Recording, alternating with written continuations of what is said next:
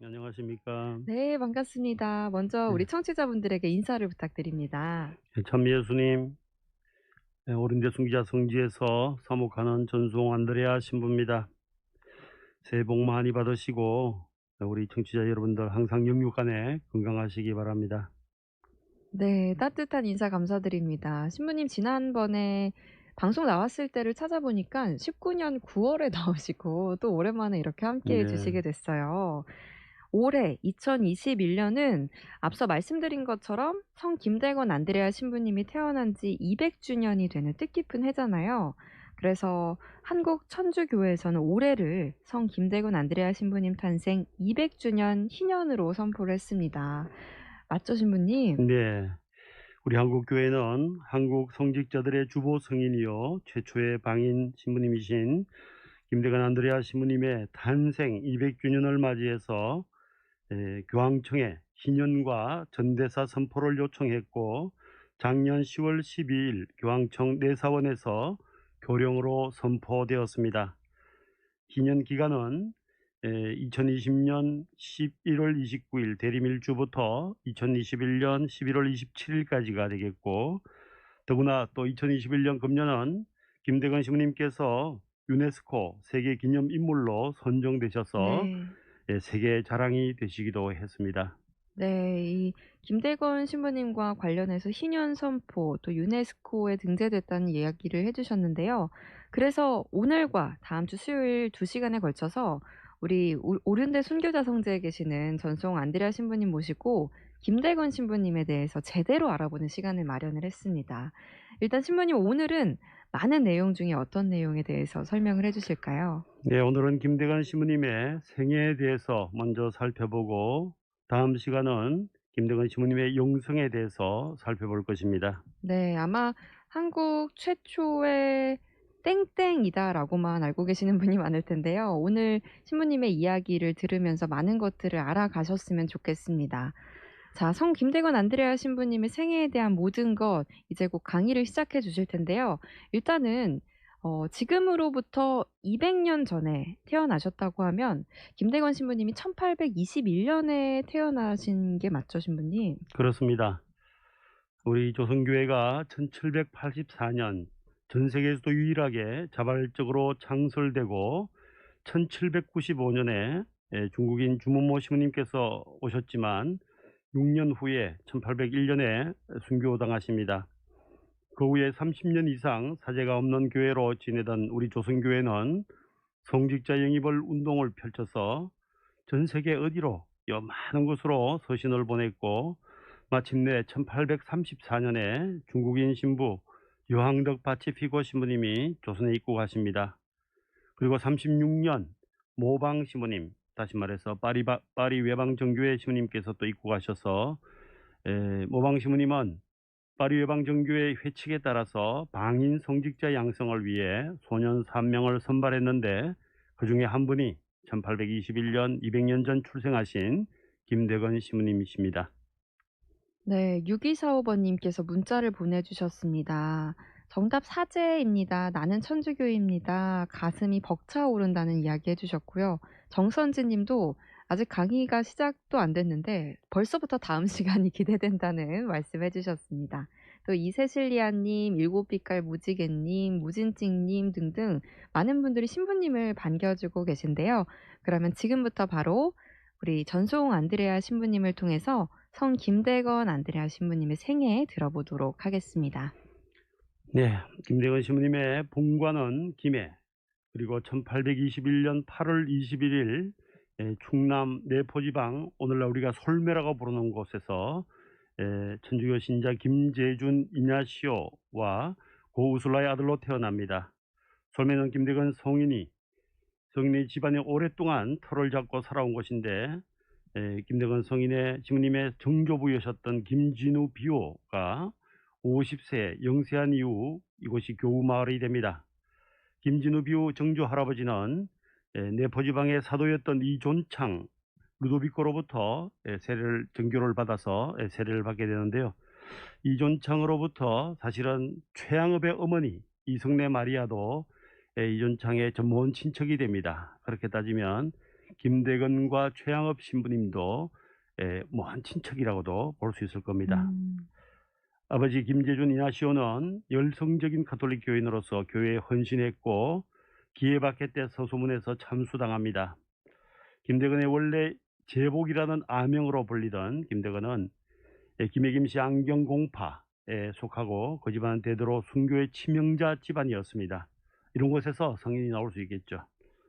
김대건이 7살이 되던 해 삼남지방에서 벌어졌던 정해박해가 있었습니다. 정해박해는 우리가 알고 있는 곡성, 전라남도 곡성에서 일어났던 박해가 전라도로 충청도로 서울까지도 그 파급 효과가 일어나서 결국 서울에서도 이 박해 때문에 솔매를 떠나서 할아버지였던 김택현을 따라서 서울 정파동과 경기도 용인, 한덕동 여러 곳으로 옮겨 살다가 조부가 사망한 후에 부친 김재준이 가족을 데리고 한덕동 이웃의 용인군 골배마실로 옮겨가서 거기서 소년 시절을 보냅니다.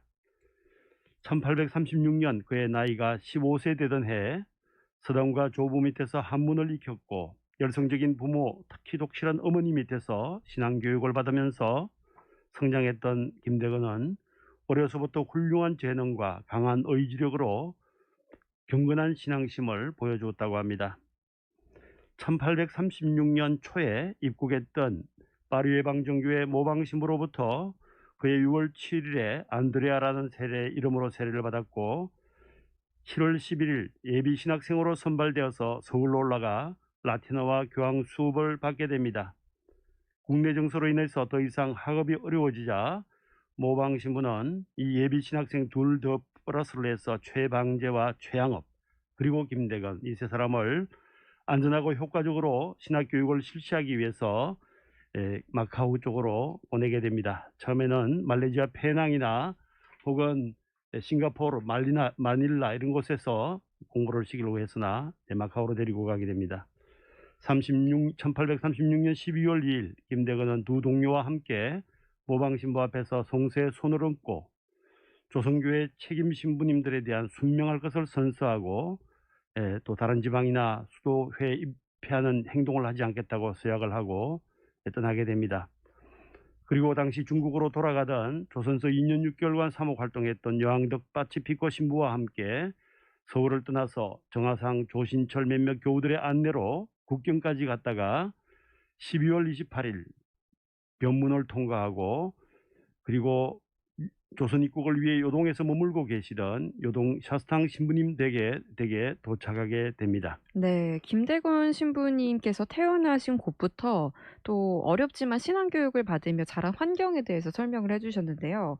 일단 김대건 신부님께서 1821년에 태어나시고 1836년에 이 신학교를 가셨다고 하니까 이 계산해 보면은 한 15, 16살 때 공부를 하기 위해서 외국을 나간 거가 되네요, 신부님. 그런 셈이죠, 그죠? 네. 만 15살 때 해외 유학을 나갔던 신부님이십니다. 네. 1837년 6월 7일에 목적지였던 마카오에 도착해서 파리 예방정교회 극동 대표부에 도착해서 공부를 시작합니다. 신학 공부를. 그리고 파리 예방정교회 극동 대표부는 3명의 신학생이 왔길래 조선 신학교를 세워서 7명의 스승 신부님들을 두고 그곳에서 여러 과목을 이수하게 됩니다. 하지만 마카오에 도착한 지 5개월 남짓되던 1837년 11월 27일에 동료 신학생 최방재 프란치스코 하비에르가 열병으로 사망하게 됩니다. 그래서 그 유학생 중에 남은 사람은 김대건과 최양업 두 사람만 공부를 하게 되죠.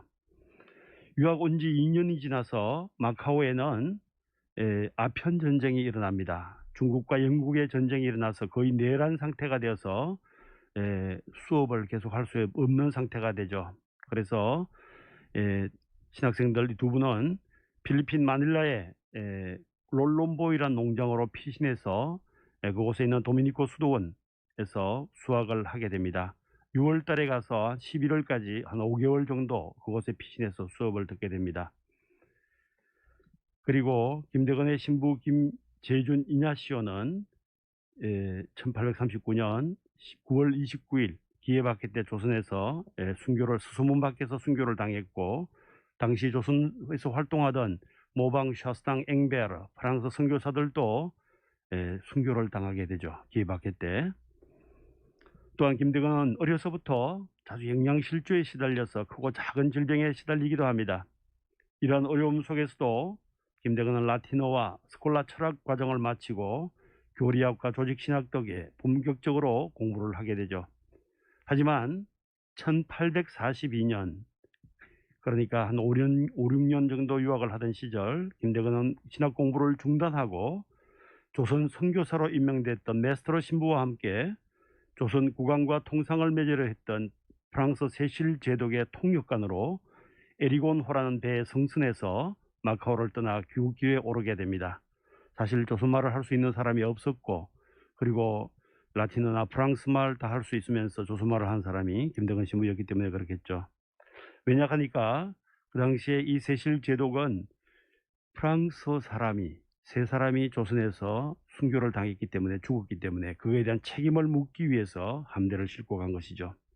그러나 그 계획은 뜻대로 이루어지지 못합니다. 마닐라 이배 에리곤호는 마닐라를 거쳐 대만을 거쳐 양자강 하구로 거쳐서 오송 지역에 도착했고, 마침내 남경조약 체결식장에까지 참석을 합니다. 그러나 그 후에 에리곤호는 조선과는 이 북상을 포기해 버립니다. 이 때문에 김대건 형님은 조선 쪽으로 가지를 못했고, 단지 그곳에 있던 메스트로 신부와 중국배를 타고 조선에 입국하기 위해서 중국배를 타고 상해를 출발해서 북상하게 됩니다. 그리고 그곳에서 그 남경조약을 맺게 있을 때 최양업 신부도, 최양업 그때는 그 신학생이었겠죠. 최양업도, 동료 최양업도 프랑스 파브리트라는 호에 탑승해서 마카오로 출발을 했는데, 최양업도 나름대로 통역사 역할을 하기 위해서 다른 배를 타고 왔던 것이죠. 그래서 그 남경에서 상봉했던 것도 볼 수 있습니다. 아무튼 김대건은 메스트로 신부와 함께 중국배를 타고 10월 23일에 남단, 소위 태장하 해안에 도착합니다. 우리나라로 치면 남북한 우리나라 토끼 모양의 앞발 모양, 지금 황해도 제일 끝 압록강 그 제일 끝 그쪽 지역이 이 태장하가 있고, 그곳에 백가점이라는 곳이 있습니다. 그래서 1842년 10월 26일 육로를 통해서 조선에 잠입키로 결정하고 요동지방의 태장하 근처의 백가점 교우촌에 당도합니다. 김대건은 12월 23일 혼자 국로로 개척하기 위해서 국경지방 동황성 책문으로 떠나게 됩니다. 그런데 12월 27일에 도중에 북경으로 들어오던 조선 사절단, 그 소위 말하는 동지사라고 겨울에 중국으로 오는 이 사절단에 끼어 있던 한 밀사 신자였던 김 프란치스코라는 교우를 만나서 기해박해와 성직자 영입운동의 소식을 듣고 자신이 입국하여 메스트로 신부의 영입을 준비하기로 결심을 하게 됩니다. 김대건은 이때 자기 아버지 김재준 이나시오가 기해박해 때 순교했다는 소식을 그 프란치스코로부터 듣게 됩니다. 얼마나 마음이 아팠는지 우리는 상상도 못할 겁니다. 그리고 프랑스 선교사 3명이 순교했다는 것까지도 그때 듣게 되죠. 김대건은 12월 29일 의주를 통해 조선에 잔입하는데 성공했지만 서울로 향하던 중 부자연스러운 은행으로 주민들의 의심을 사서 신변의 위험을 느끼고 다시 백가점으로 되돌아갑니다. 그래서 그것이 1차 한번 입국을 했던 것을 우리는 이야기할 수 있겠고요. 김대건 신부님의 1843년 요동에서 스승 신부에게 보낸 편지에 이런 말이 나옵니다. 제 부모도 역시 많은 고난을 당하여 아버지는 참수되고 어머니는 의탁할 곳이 없는 비참한 몸으로 신자들의 집을 떠돌아다녔고 있다고 합니다. 라는 말을 꺼내고 있습니다. 그 이야기를 들었던 김대건 신부님의 김대건의 생각이 어떻겠는가 우리는 상상해 볼 수 있을 겁니다. 그리고 한 가지 우리가 특징은 압록강을 건너거나 이 조선으로 입국할 때는 반드시 12월 말 한참 추울 때 꼭 건너가게 되고 조선에 입국하게 되고 또 나오게 됩니다. 이유는 압록강이 얼어야 되고 그래야 그 강을 걸어서 건너갈 수 있겠고, 그 추울 때 압록강이 얼고 할 때는 아무래도 보초들이 좀 더 느슨해질 수밖에 없는 그런 걸 이용해서 항상 보면 12월 말 이때 들고 나오고 하는 것을 우리는 볼 수 있죠. 네. 아무리 겨울이 이 입국할 때는 유리하다곤 하지만 그때 김대건 신부님은 얼마나 춥고 힘든 상황이었을지 저도 상상을 할 수가 없는 그런 것 같아요. 어렸을 때 저도 위인전을 읽은 기억은 나거든요. 근데 자세한 내용은 기억이 안 나는데 뭐 "한국인의 첫 번째 신부님이다." 요런 정도. 그리고 "세례명 중에 대건 안드레아가 있다." 이런 식으로만 기억을 했었는데 오늘 전송 안드레아 신부님을 통해서 정말 자세한 이야기 하나하나를 알아가고 있는 것 같습니다. 그리고 아직까지 이 역사적인 나이로는 20 남짓한 나이에 벌써 이 일을 다 겪으셨다는 얘기잖아요. 맞습니다. 그 이후에는 또 어떤 일이 있었을까요? 참 어떻게 보면 오늘날 20살 된 우리 한국의 음. 청소년이나 청년 모습과 지금 이 김대건의 청년 모습들을 우리가 한번 비교해 보면 그러니까요. 참 차이가 많이 날 수 있죠. 네. 그래서 우리 한국 청년들, 특히 우리 천주교 신자 청년들 좀 더 큰 꿈과 야망들이 좀 필요하다라는 생각을 해 봅니다. 네. 김대건은 그 백화점에서 은신하던 중에 다시 1843년 4월에 훨씬 더 북쪽, 우리나라 지도를 남북을 치면 정북쪽입니다. 한참 위쪽에 소팔가자란 곳으로 옮겨갑니다. 길림성 장춘 지역에 있는 곳인데요. 그곳으로 옮겨와서 최양업 신부와 함께, 그곳에 최양업 신부님도 최양업도 있었고 최양업과 함께 신학 공부를 계속하게 됩니다. 그러다가 1844년 2월 조선의 3대 교구장 대신 페레올 주교의 명령으로 조선 북동부 입국로를 개척하기 위해서 훈춘을 거쳐 두만강 경원을 건너서 조선 교우들을 만나 주교의 입국 절차를 논의했지만 안전하지 못하다고 판단합니다. 압록강 서북부의 국경으로 이용하기로 합의를 하고 다시 소팔갈자로 돌아오게 됩니다. 다시 말해서 두만강 저 꼭대기로 가려니까 더 위험하고 그쪽으로는 힘들다는 것을 알게 되는데, 아무튼 그때도 경원 쪽으로 해서 두 번째 조선에 입국을 한 게 김대건이었습니다. 1844년 12월 17일에는 소팔가자에서 부제품을 받게 됩니다.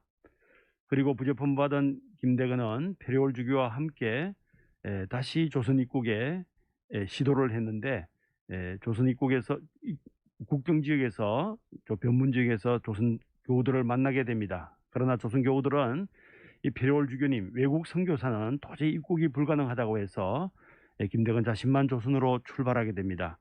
푸른 눈에 수염도 그렇고 머리도 그렇고 모든 게 외국인은 금방 표시가 나죠.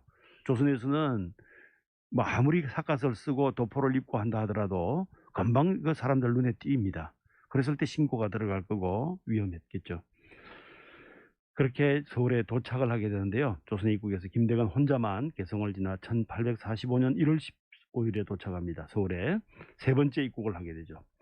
그리고 현성문이 마련했던 한 집에 은신하면서 교회 사정을 파악하고 그 가운데서도 중병에 걸려서 15일간 고생하기도 했습니다.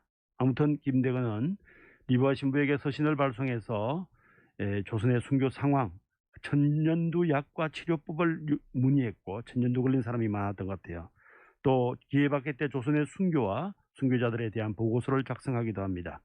그리고 성직자들을 모셔오기 위해서 그들이 거주할 집도 마련하고자 해서 석관동에 집 한 채를 마련하고, 또 배를 한 척 사서 상해로 여행할 교우들을 선정하고 사공들을 구합니다.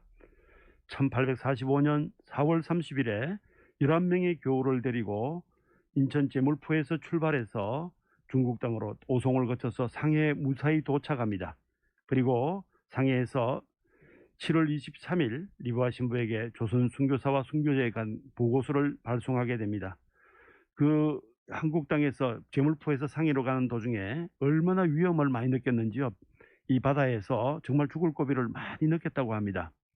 그럴 때마다 김대건 신부님은 항상 갖고 다니는 상본이 있었는데, 그 당시에 원죄 없이 잉태되신 성모님의 상본을 가지고 자신을 보호해 줄 것이다 확신을 가지고 있었던 것 같아요. 그래서 김대건은 그렇게 두려워하지 않았다고 한다는 이야기가 있습니다. 아무튼 1845년 상해로 왔던 김대건은 8월 17일에 상해 금강성당에서 페레올 주교로부터 사제 서품을 받습니다. 그게 조선인으로서 첫 사제 서품이죠. 그리고 첫 미사를 횡당성당이라고 8월 24일에 만당에 있는 소신학교 횡당성당에서 첫 미사를 봉헌합니다. 그리고 8월 17일 날 서품 받고 8월 31일 15일 후입니다. 신부는 페리올 주교 WD 신부를 대동하고 그 데려왔던 많은 조선인들을 함께 상해를 떠나서 조선으로 다시 입국해 갑니다. 그때 타고 갔던 배를 우리는 라파엘호라고 얘기를 들었을 겁니다. 그래서 이 라파엘호는 원래 라파엘이라는 천사는 여행자와 병자들의 수호 천사입니다. 그렇기 때문에 여행자들을 위해서 이름을 붙였죠. 우리 한국에서는 사제서품 받고 한 일주일 후에 본당으로 발령받는데 김대건 신부님은 사제서품 받고 일주일 후에 또 죽을 고비를 느끼고 조선으로 들어가기 위해서 그 어려운 과정을 또 여정을 떠나게 됩니다. 그렇게 조선을 향했지만 풍랑으로 인해서 8월 31일에 갔다가 9월 28일 한 달 가까이에 제주도 해안에 표류하게 됩니다. 오늘날 제주도 소위 용수성지라고 있습니다. 자기도 근처에 있습니다. 서쪽에 그 용수성지에 표류하게 되겠고, 지금도 용수성지에는 그 라파엘로의 완전한 모형이 그대로 지금 만들어져 있는 걸 볼 수 있죠. 가면. 그리고 전라도 조금 더 수리를 해서 배를 수리하고 전라도 해안을 따라서 금강으로 접어 들어갔다가 충청도 강정지방 황산포 나바이에 상륙하게 됩니다. 오늘날 나바이 성지가 김대건 신부님이 입국했던 곳인데, 이 강경지방이라 그래서 정확하게 나바이냐 아니면 좀 더 위쪽에 있는 강경이냐, 위쪽으로 강경을 가면 대전교구가 되고 지금 나바이는 전주교구가 돼서 오늘날도 대전교구다 전주교구다 이 입국 장소가 논쟁도 좀 있는 걸로 알고 있습니다. 아무튼 김대건은 상경에서 서울로 바로 가서 네 번째 입국인 거죠. 용인지방을 중심으로 은희공소와 교우들을 방문하고 성사를 집행합니다. 서품 이후 교우에 입국한 김대건은 사목할 시간이 많지 않았습니다. 45년 11월에 서울에 도착한 후에 이듬해 46년 5월까지 단지 6개월 정도만 사목할 수 있었습니다. 왜냐하면 프랑스 신부들이 조선 입국을 개척하라는 명령을 받고 다시 중국으로 가야 했기 때문입니다. 그의 첫 사목은 서울 석정동을 중심으로 이루어졌고 용인의 은희공소, 골배마실 이런 것들을 그러니까 사목을 하면서, 사실 은희공소와 골배마실은 자동차로 한 20분 정도 거리에 있습니다. 이 골배마실에서 마침내 모친을 상봉합니다. 어머니는 진짜 집집마다 문정걸식을 하면서 거지 생활을 했던 그 어머니였던 것을 그때 볼 수 있죠. 이때 이후에 체포될 때까지 서울과 용인을 가면서 6개월간 성사를 주고 미사를 봉헌했던 신부였습니다. 이러한 김대건 신부님의 이러한 정원들이 관찰자료 일성록과 신자들의 고증에서 잘 나타나죠. 그래서 6개월간 사목할 때 서울 석정동, 용인 골비마실, 경기도 이천까지 사목 방문을 했다고 전해지고 있습니다. 그러다가 1846년 부활대축일 미사를 은희공소에서 드린 다음 서울로 올라와서 서해 선교사 개척 루트를 찾아서 강으로 배를 타고 나서게 됩니다. 네. 신부님께서 김대건 안드레아 신부님이 중국 상해에서 어렵게 사제서품을 받으시고 우여곡절 끝에 조선으로 들어오셔서 또 어머니도 만나게 됐다는 이야기를 해 주셨는데요. 김대건 신부님 당신뿐만 아니라 어머니까지도 이 거지 생활을 했다는 얘기가 저는 참 마음이 아팠습니다.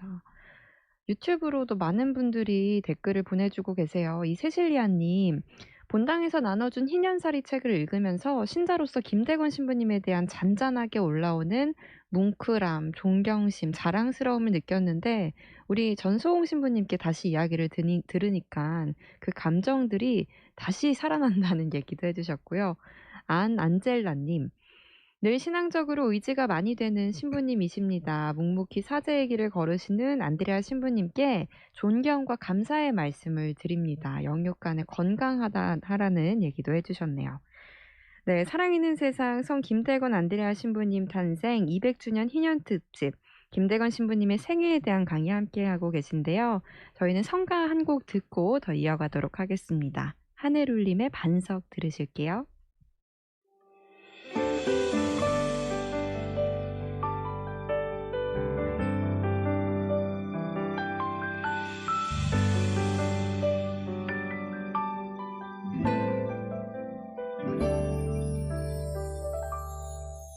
이곳에서 우리는 땅과 만나는도다. 그 숱한 벽과 질비한 주랑들, 그러나 우리는 길을 잃지 않았도다. 우리가 의미를 발견하고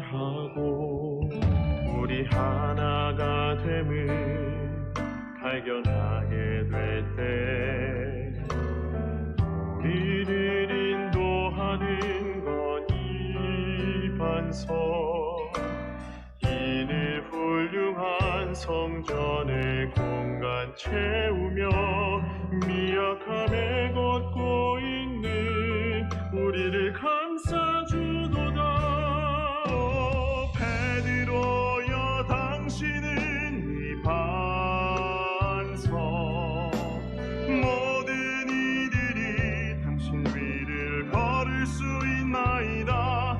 그러나 그들은 어디로 가고 있는지를 알지 못하나이다.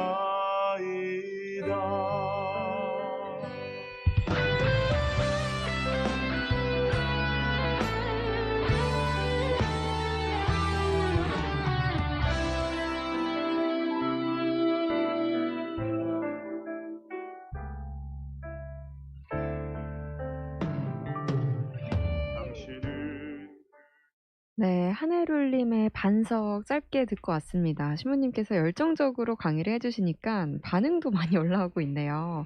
유튜브로 장명숙 베레사님, 명강의 유튜브로 잘 보고 있다는 얘기 해주셨고요.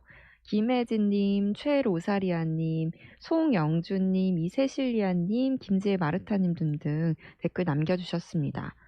그리고 정혜숙 베로니카님, 우리 성 김대건 안드레아 신부님의 안내서를 보고 얼마나 힘들었을까 마음이 아프고 존경스럽습니다 하고 보내주셨는데요. 저도 그 남천성당에 갔다가 이 안내서를 가지고 와서 봤는데 저는 이 중에서도 옥중서간 내용이 너무 마음이 아프더라고요. 그 감옥에서 그렇죠. 얼마나 힘드셨을까. 여러분도 올 해가 가기 전에 꼭 한번 이 희년사리 안내서 읽어보시면 좋을 것 같습니다. 자, 오륜대 순교자 성지의 전송 안드레아 신부님의 특강 계속 이어갈 텐데요. 일단 신부님, 이 김대건 신부님께서 사제가 되신 이후에 조선 조정으로부터 더 많은 핍박과 순환을 받으셨다고 알고 있거든요. 이어서 얘기해 주시면 좋겠습니다. 이제 신학 공부를 시작하시고 거의 한 7, 8년, 9년 가까이 신학생 생활을 하고 부제품 받고 사제품을 받았는데, 신부가 되고 1년 만에 순교를 당했다는 게 얼마나 슬픈 이야기인지 모릅니다. 네. 아무튼 김대건 신부님은 최양업과 메스트로 신부의 입국로를 찾아보라는 페리올 주교의 명을 받고 1846년 5월 14일 서울 마포에서 임승용의 배를 타고 황해도로 떠납니다.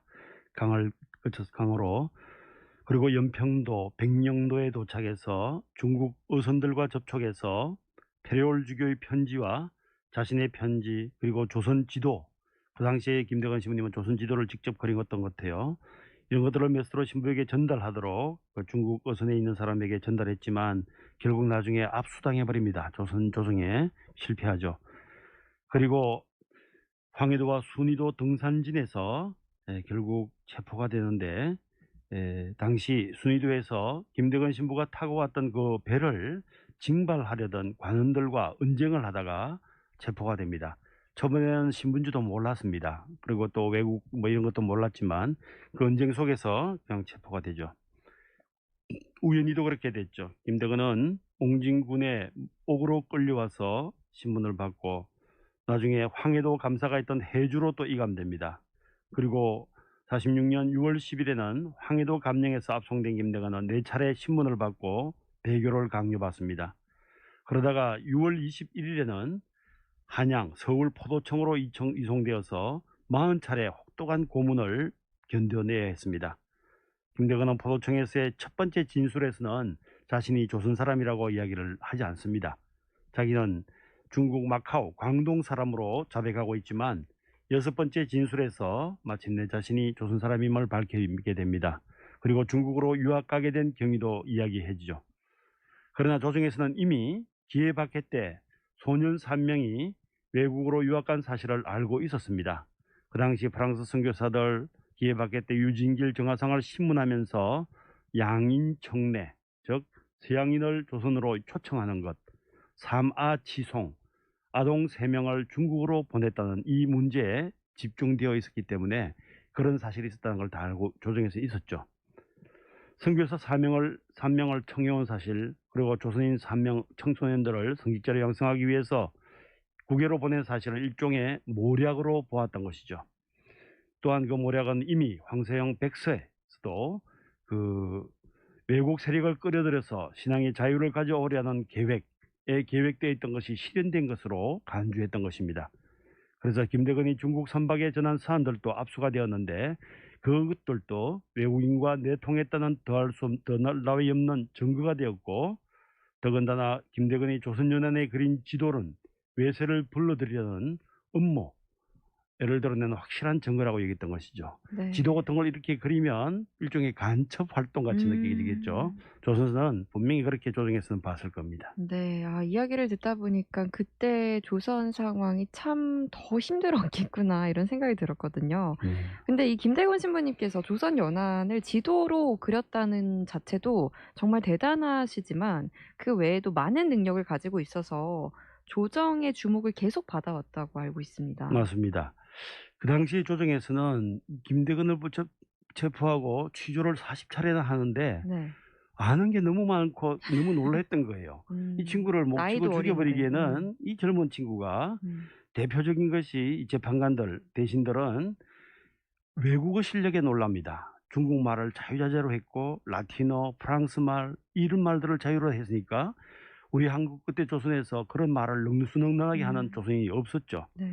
뿐만 아니라 폭넓은 서양 지식, 그리고 그런 지리서 편출, 지도를 그린 것들, 그 다음에 영국제, 그래서 제 대신들이 그에게 지리서 편술과 영국제 지도의 해독을 지시해서 옥중에서 김대건은 2장의 지도를 채색하고 한 번은 국왕에게 바치기도 했습니다. 이러한 재능은 조정의 인종을 받아서 일부 대신들은 김대건 구명운동을 벌여서 판결을 3개월이나 늦추게 하기도 했죠. 살려주고 싶었던 것이죠. 어떻게 하든지 이용을 해서 우리나라에 도움되도록 쓰자, 이런 이야기들도 많았던 것이죠. 이러는 동안 김대건과 관련됐던 10여 명의 교우들이 서울에서 체포됩니다. 그래서 아까 배를 빌려주었던 그 임성용의 부친 임치백 뿐만 아니라 기의 일기를 썼던 현성문, 8월에는 한의영, 이런 분들 다양한 분들이 체포되면서 이름하여 병호박해가 일어납니다. 1846년 김대건 신부와 그 관련됐던 분들이죠.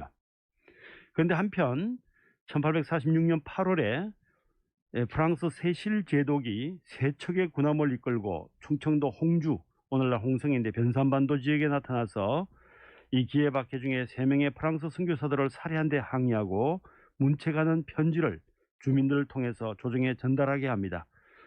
제가 조금 전에 전반부에 이야기했던 그 남경조야까지 왔던 이 김대건을 통역사로 왔던 이 함대가 결국 올라가지를 못했다는 이야기를 했거든요. 다시 온 거죠. 조선 땅에까지 와서 세실 제독은 조선과 청국처럼 조약을 맺고 가톨릭의 종교 자유를 얻으려는 목적을 가지고 있었습니다. 그래서 이 세실 제독이 중국과 맺은 황포조약이라는 게 있었는데요. 그것은 청나라와 프랑스가 맺었던 조약이고, 이로써 그 종교의 자유를 중국에서 할 수 있도록 만들었거든요. 이걸 조선에도 적용시키고 싶었던 것이죠. 즉 조선도 프랑스와 조약을 맺고 정교의 자유를 획득하려고 했습니다. 한편 프랑스 군함이 조선 연안에 도착했다는 소식을 들은 김대건 신부는 한때 오래지 않아서 곧 석방되리라는 희망을 갖기도 합니다. 그가 세실 제독을 잘 알고 있었고 통역관까지도 했다는 사실은 조정도 알고 있었기 때문이죠. 그래서 조정에서도 굉장히 긍정적으로 보고 1846년 7월 15일, 25일 이때 임금과 직접 논의했던 회의에서 사형 여부를 놓고 동시에 논의한 사실을 확인할 수 있는데 이렇게 이야기하고 있습니다. 이 일로 밖에서 두 가지 의론이 없다는 것은 아니온데 혹자는 법을 집행하고 일에는 빠르고 늦음이 없으며 오랑캐의 정황 또한 헤아리기 어려운 점이 많다고 합니다. 이는 다가올 일을 기다려 동정을 살피고 법을 진행해도 늦지 않다는 것입니다. 동정을 살피고 법을 시행해도 늦지 않다. 이 내용은 조정 일각에서 김대건을 살리고자 하는 일련의 시도가 있었음을 짐작할 수 있죠. 적어도 일부 관리들은 김대건의 외국어와 지적 능력에 대해서 높이 사면서 그의 처형만은 면하게 되기를 바랐던 것으로 봅니다. 그래서 심지어는 김대건을 중재 대신인 정권 대사로 임명해서 큰 버스를 주어서 복장까지 준비했죠. 그래서 이 세실 함대와 제독을 만나서 회담이 성사되기를 조선에서는 기대했습니다. 만일에 그것이 성사되었더라 하면 우리 조선이 김대건 신부님의 순교도 없었을 것이고 신앙의 자유도 한 걸음 다가오지 않았을까, 그런 기대를 해봅니다. 하지만 이 세실 제독은 회담을 하지 않고 그냥 떠나버렸습니다. 이에 붕괴한 조정은 화를 많이 내죠. 그리고 김대건 신부님을 바로 처형해버립니다.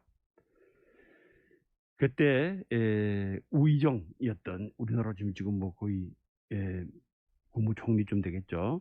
우의정이 이렇게 표현합니다. 박기수가 김대건의 일을 국채와 경법으로 헤아려 보건데 이제 모두 이제까지 잠시라도 숨쉬게 한 것조차 불가합니다. 빨리 이 간략한 계략을 있어서 빨리 죽이라는 소리를 갖다가 이야기를 계속 올리고 있죠. 네.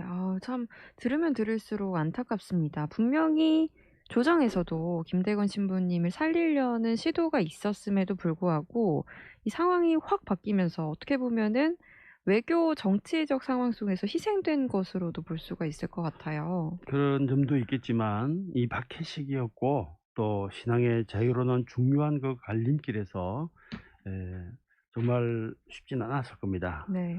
일종의 뭐 희생양이라고도 볼 수 있겠지만 프랑스 함대가 위협만 하고 돌아간 처사가 우리 조선교회에 커다란 박해를 더 가하게 만들었던 것이 있었죠. 김대건은 1846년 9월 15일 시국 사범으로서 군문 효승의 승고를 받게 되고 김대건은 친구 최양업 신부와 페로올 주교에게 어머니를 부탁하는 마지막 효심을 보이고 교우들에게 신앙 강화를 권면하는 편지를 쓰는데 짧은 글을 보겠습니다. 나는 이제 마지막 시간을 맞이하였으니 여러분 내 말을 똑똑히 들으십시오. 내가 외국인들과 교섭한 것은 나의 하느님과 종교를 위해서였습니다. 나는 천주를 위하여 죽으며 이제 내게는 영원한 생명이 시작되려고 합니다. 여러분이 죽은 후에 행복하기를 원하면 천주교를 신봉하십시오. 김대건은 형리에게 편하게 사형을 집행할 수 있는 자세를 묻고 목을 어떻게 들이대면 쉽게 죽이겠는가, 그의 주문대로 자세를 취해줍니다. 그리고 1846년 9월 16일 한강 세남토에서 25살의 나이로 순교하게 됩니다. 신부님의 유해는 한강 모래사장에 오랫동안 감매장되었다가 14일 만에 이민식 빈첸시오에 의해서 경비병 몰래 파내서 경기도 안성군 미리네 선산에다가 안장하게 됩니다. 그러다가 55년이 지나서 김대건 신부님의 유해가 발굴되어서 용산신학교 제대 밑에 미태일 주교님이 옮기게 되죠. 그리고 1925년 시복식 때 유해 조사를 했고 2차 유해가 개봉이 됐고 일부가 여러 교회에 다시 분배가 됩니다. 한국 전쟁 때는 용산 성지에서도 김대건 신부님이 묘가 파헤쳐질까 겁나니까 다시 김대건 신부님의 유해를 가지고 내려와서 한때 경남 밀양성당에 안치하는, 피난하는 그런 순환을 걷기도 합니다. 전쟁이 끝나고 서울 회화동 신학교 소신학교로 안치되었고 1960년 7월 5일 한국 성인의 유해는 세동문대에서 굵은 뼈들은 가톨릭 신학교정, 또 아래 턱뼈는 미리네, 치아는 절두산 성지에 분리해서 안치하게 됩니다.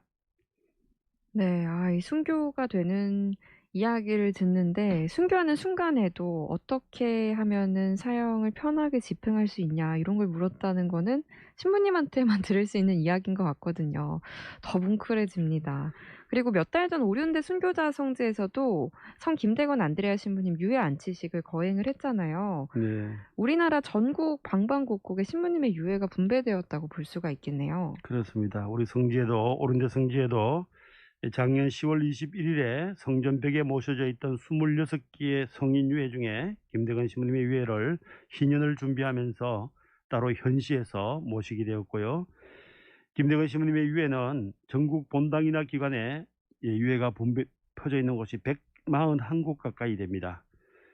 신부님의 오른손 뼈등에 유해를 보관하고 있던 샤르트르 성바오로 순교원은 또 유해를 잘게 쪼개서 또 209군데를 분비하기도 했던 것을 볼 수 있죠. 네. 그래서 성인 되기 위해서 순교를 당한 것만 해도 참 억울한데 성인 되시고 그 수많은 곳으로 또 유해가 이렇게 자기의 뼈가 갈려져 나가는 것도 참 네네. 슬픈 이야기 같습니다. 네. 오늘 특강 들으시고 정혜숙 베로니카님께서요. 신부님 말씀을 듣고 나니 마음이 더 아프네요. 우리는 조금 힘들어도 금방 넘어지는데 하느님 사랑 안에서 안드레아 신부님은 위험을 감수하면서도 주님 말씀을 실천하고 어려운 상황에서도 주님 말씀을 생활화하셨습니다. 이렇게 편안하게 믿음 생활을 하게 해주신 또 신부님 주님께 감사드린다는 내용을 보내주셨습니다. 또 이세라피나님. 정답 사제 김대건 신부님에 대해 자세하게 설명해 주셔서 감사합니다. 타국에서 공부하고 힘겹게 고국에 와서 부모님의 소식을 전해들은 어린 김대건 신부님의 마음을 생각하니 너무 마음이 아프네요. 희년을 맞아 매일 밤 김광두 신부님과 묵주기도 후 김대건 신부님을 위한 기도를 하는데 좀 더 마음을 다해서 기도해야겠다는 생각이 든다는 얘기 해주셨고요. 0629번님. 김대건 신부님은 우리 천주교의 첫 번째 신부님이다의 내용 정도만 알고 있었습니다. 신부가 되기 위해 15이라는 어린 나이에 부모 곁을 떠나 해외까지 가서 공부하셨다는 걸 처음 알았네요. 정말 대단하시다는 얘기가 많이 올라오고 있는데요.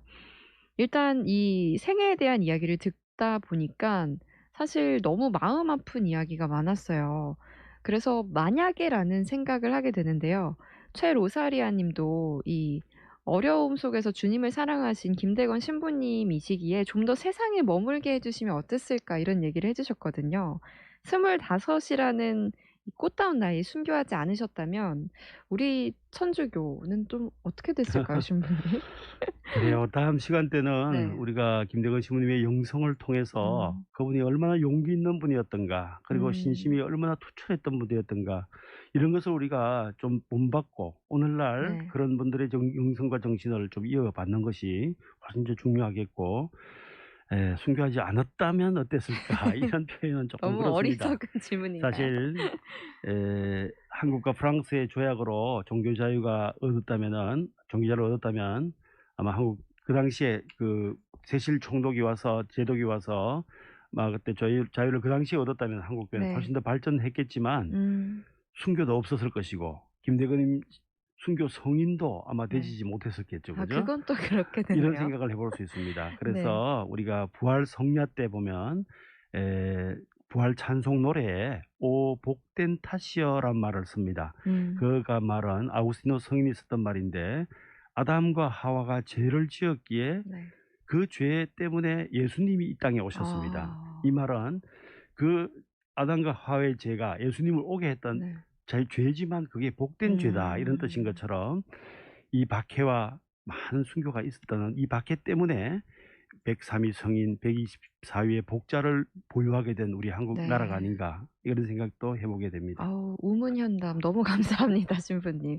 유튜브로 윤라파엘 사진 영상님도 이 유해가 분산됨이 마음 아프다는 얘기가 공감된다는 얘기 해주셨고요. 바실리사님도 김대건 신부님 바로 알아가는 시간이라고 남겨주셨습니다. 자, 지금까지 성 김대건 안드레아 신부님 탄생 200주년 기념 신부님의 생애에 대해서 특강 함께 했습니다. 다음 이 시간에는 김대건 신부님의 영성에 대한 특강이 이어집니다. 전송 안드레아 신부님 오늘 말씀 정말 감사드립니다. 다음 주에 뵙겠습니다. 감사합니다. 다음 뵙겠습니다.